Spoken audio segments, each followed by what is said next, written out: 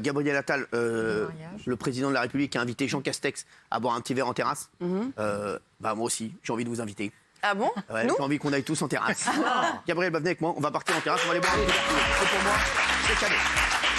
Tu viens avec toi après, hein? Avec plaisir. C'est pour moi. Venez, Gabriel. On y va, on va aller prendre un petit verre en terrasse avec le porte-parole du gouvernement. C'est important. Et je vous rappelle que tous aussi, je vous invite à prendre un verre après. Merci. Vous aussi, hein, et tous ceux qui travaillent avec nous, ce soir c'est pour moi, vous prenez un petit verre en terrasse, c'est pour moi. Hein. Par contre, allez-y mollo. Hein. Merci. Et en plus, on a de la chance, il a pas fait beau toute la journée. Et là, on a une accalmie. Et là, ça va mieux. Merci.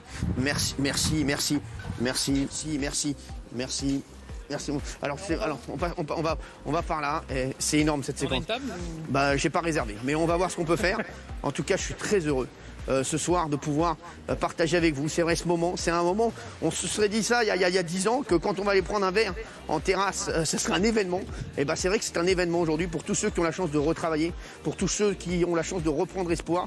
J'ai vu des restaurateurs aujourd'hui, j'ai vu plein de gens ce midi, plein de gens me disaient on a tellement envie de travailler, on a tellement envie aujourd'hui d'en faire encore plus. Et c'est incroyable de voir ça. Hein. C'est des gens, on les a aidés financièrement pour qu'ils tiennent. C'est des gens qui vivent de leur travail parce que c'est leur passion, et pas de survivre avec des aides de l'État ou du gouvernement. Non mais ça, et les gens on le voyait, même les gens qui arrivaient à s'en sortir avec les aides disaient j'ai envie de travailler. Ouais. Et c'est vrai que c'est ça qui était fou. J'espère que ça va perdurer, qu'on va pas retourner encore dans... de manière pragmatique. On fait par étapes, justement de manière prudente. Parce que le pire, ça serait d'aller trop vite et de devoir refermer. C'est sûr. Exactement. Voilà. C'est ça. Donc là, c'est vrai que je sais qu'il y a des restaurateurs qui ont pris beaucoup de mesures, qui ont fait beaucoup d'efforts, qui ont... J'ai beaucoup investi pour pouvoir répondre à toutes les règles de sécurité sanitaire. Ça aussi, c'est important. Bien sûr. Il faut que le protocole sanitaire soit respecté parce que c'est ça la condition qui nous permet de rouvrir. Très bien. Alors, je vois qu'il y a du monde en tout cas. Alors il y a du monde. Bonsoir. Bonsoir. Alors c'est vrai que c'est énorme. Hein. On est là. On se met là. Installez-vous. Hein. Bonsoir, ça va bien? Ça va? Bonsoir. Bonsoir. Alors est-ce qu'on peut... Gabriel Attal, on peut enlever le masque en terrasse alors? Alors la règle, c'est qu'on garde le masque jusqu'à ce qu'on reçoive la boisson au premier plat. Très bien. Si on dîne. Je ne savais pas. Et après il faut le remettre pour payer une fois qu'on a consommé. Vous avez vu le monde qu'il y a en terrasse ou pas? Ça fait plaisir. C'est incroyable. Franchement, bonsoir. Hein, Comme jeunes en plus, parce que les jeunes, ça a été très dur pour eux cette crise, ça l'est toujours. Et donc mais tout le monde a suivi en fait sur le... Mettez-vous là, voilà. En tout cas, je suis très content d'être avec vous. Gabriel, il y a plein de gens qui se posent la question. Est-ce que vous pensez que l'épidémie, avec le vaccin, avec tout ce qui est mis en place, est-ce que vous pensez, on peut pas dire, on voit ce qui se passe dans les autres pays, est-ce que vous pensez qu'elle est en train de disparaître, ou est-ce que vous pensez qu'on peut retourner encore dans un confinement, c'est ça la crainte de tout le monde. Bonsoir. Ça va? Ça fait plaisir. Alors, ça va, merci. Gabriel, Cyril, Bassery, Jean-Baptiste, merci. Moi, je vais prendre un petit Diabolo fraise. Diabolo fraise. Et vous, Gabriel? Et moi, je vais prendre un Coca Zéro. Merci. C'est bon, merci. Non, mais c'est ça la question qu'on se pose. C'est vrai que ça nous fait. On est tellement heureux de sortir qu'on se dit, on espère qu'on va pas y retourner. Moi, ça va faire un an que je suis porte-parole du gouvernement. Et s'il y a un truc que j'ai appris, c'est à jamais rien exclure par principe. Je peux pas dire qu'il n'y aura pas un moment, une nouvelle vague dans le monde. Ce que je peux dire, c'est deux choses. C'est que, on fait tout pour l'empêcher. C'est pour ça qu'on fait les choses par étapes, qu'on garde un protocole sanitaire, etc. Et deux, il y a un an, on n'avait que des boucliers pour se battre contre le virus, c'est-à-dire le masque et les gestes barrières. Maintenant, on a une arme, c'est le vaccin.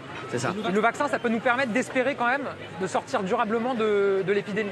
En tout cas, on voit dans des pays qui ont vacciné très massivement déjà, voilà, ils ont l'air quand même d'en être sortis assez durablement, donc il faut espérer que ça... Au niveau du masque, on en parlait tout à l'heure, on va pouvoir l'abandonner quand totalement? J'espère à l'été. J'espère. À l'extérieur. Ouais, à l'extérieur. Il y a beaucoup de gens qui disent, il y a des maires de communes qui disent qu'ils vont peut-être prendre des arrêtés pour l'enlever. Vous pensez qu'à l'été, on l'aura... Ça serait prendre un risque de se précipiter et de dire on rouvre tout de suite, on arrête tout de suite toutes les mesures barrières. Ça serait prendre le risque que ça reparte. Et qu'on doive à nouveau prendre des mesures de confinement, de fermeture de restos, de commerce, etc. Il vaut mieux faire ça progressivement, de manière prudente, pour que ça soit durable. Et donc voilà, le match c'est pareil, dès qu'on pourra... Ça fait plus d'un an maintenant qu'on a vu l'apparition de cette épidémie. C'est quoi votre plus mauvais souvenir?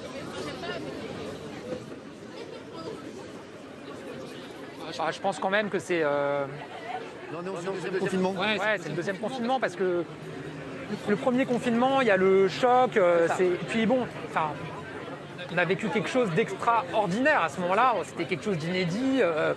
Il n'y avait pas la lassitude qu'on avait 6 mois plus tard au moment du deuxième confinement. Quand je me suis retrouvé en conseil de défense avec le président de la République, le Premier ministre, on a dû se rendre à l'évidence qu'on n'avait pas d'autre choix que de reconfiner. Là, j'avoue que c'est dur. C'est dur parce que derrière, c'est des gens qu'on empêche de travailler. C'est des gens, je pense à des jeunes, à des étudiants qu'on empêche de voir leurs amis, d'aller en cours. Donc derrière, c'est il y a des vies. Qu'est-ce que vous dites aux restaurateurs qui disent qu'on aurait pu rouvrir plus tôt les terrasses un peu plus tôt, et qu'on aurait pu reprendre le travail un peu plus tôt? Qu'est-ce que vous leur dites ce soir? Il y a quelques semaines encore, 1 ou 2 semaines, quand j'allais sur les plateaux télé, on me disait qu'on allait trop vite. Ouais. Et qu'on rouvrait, et il y a des scientifiques qui me disaient vous allez beaucoup trop vite, rouvrir le 19, c'est beaucoup trop tôt, etc. On fait au mieux. On fait au mieux, et moi ce que je peux dire, c'est que à chaque fois qu'on considère qu'on peut alléger une restriction, qu'on peut rouvrir quelque chose, et que c'est sûr de le faire, on le fait. On n'attend pas par plaisir. Ce qu'on veut, c'est essayer d'éviter de se retrouver avec des nouvelles vagues. L'important, ça a été aussi d'accompagner les restaurateurs, les commerçants qui étaient fermés pendant tous ces mois financièrement pour qu'ils tiennent. Si aujourd'hui ils peuvent rouvrir, c'est parce qu'ils ont tenu jusqu'à maintenant sans travailler, parce qu'on les a accompagnés. Bien sûr, après, il y en a beaucoup qui pouvaient... Voilà, les aides, elles ont été importantes et c'est vrai qu'on est le seul pays, je pense, à avoir créé autant d'aides. Et ça, tout le monde est d'accord là-dessus. Aujourd'hui, c'est vrai qu'il y a des restaurateurs qui se disent aussi que les aides, ça n'a pas été suffisant pour eux parce qu'ils ont été fermés énormément de temps et qu'aujourd'hui, il y en a beaucoup qui se disent c'est notre dernière chance. On réouvre, mais c'est notre dernière chance. Ah ouais, mais je l'entends très bien. C'est ça. C'est pour ça aussi qu'on maintient les aides. Moi, je connais des restaurateurs. On dit ok, on peut rouvrir avec la moitié de notre terrasse. Ouais. Comment on fait? C'est-à-dire qu'on a un seuil de rentabilité, etc. C'est pour ça qu'en mai, les restaurateurs ils vont recevoir les mêmes aides qu'ils avaient en avril quand ils étaient fermés. Allez-y, merci. Merci beaucoup, merci. Donc tout ce qu'ils font là en termes de conso, etc., c'est que du bénéfice pour ce mois de mai. C'est ça, ouais. Merci beaucoup. Coca Zéro, c'est pour monsieur. Donc, merci. Voilà, et on va continuer à les aider. C'est-à-dire que même en juin, en juillet, en août, on va continuer à leur verser des aides pour compenser le fait que... Là, on peut enlever le masque. C'est quoi? Merci beaucoup, monsieur. Bon, vous êtes content? Vous êtes content d'avoir ouvert ou pas? Bien sûr. C'est vrai, content, soulagé, rassuré. Vous reconnaissez Gabriel Attal, le porte-parole du gouvernement? On l'a écouté avec passion ces derniers temps. C'est quoi? C'est un moment de bonheur pour vous? Alors pour nous, c'est non seulement un moment de bonheur, et je vais vous expliquer mieux, c'est que nos brasseries, nos bistrots, nos cafés, c'est un petit peu le Parlement du peuple. C'est vrai. Et regardez autour de vous. Voilà, les gens se parlent, les gens communiquent, ça nous fait plaisir, on a presque envie d'en pleurer. Quel bonheur de voir les gens, je le vois, ils ont le sourire, ils sont heureux d'être là. Ils sont là, ils sont heureux, ils sont prêts à attendre, 10 minutes, 20 minutes, 30 minutes, juste pour boire un verre. C'est vrai. Juste pour être assis à table, juste pour profiter du soleil. Aujourd'hui, on a l'impression de cette fin de guerre, de cette légèreté, avec des contraintes, je ne vais pas vous mentir, financières, des contraintes de place. On n'est pas dans notre rôle, on est obligé de faire attention. Et puis vous avez pris beaucoup de mesures, vous avez fait des investissements aussi pour... On a dû remettre tous en question. Bien sûr. C'est antinomique pour un restaurateur, excusez-moi, de dire ne soyez pas 6 à table. C'est vrai. Ou écoutez, éloignez-vous. Bien sûr. C'est des choses qui sont très difficiles à faire, mais on les fait avec plaisir si c'est pour sortir de cette crise. Ce qui nous permet de recommencer progressivement. Mais ce qu'il faut savoir aussi, c'est que les restaurateurs, avant même le Covid, c'est déjà une des professions qui est les plus contrôlées en termes d'hygiène, en termes de normes, en termes sanitaires. Donc ça vient en plus. C'est vrai. Je sais que vous avez du boulot, je comprends. Mais écoutez, on en a, Dieu merci, et je vais aller plus loin, enfin. Merci beaucoup, merci en tout cas.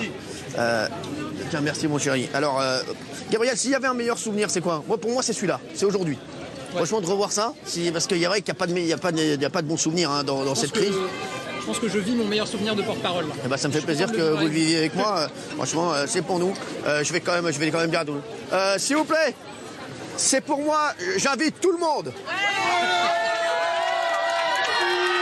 C'est cadeau. C'est cadeau. Allez-y.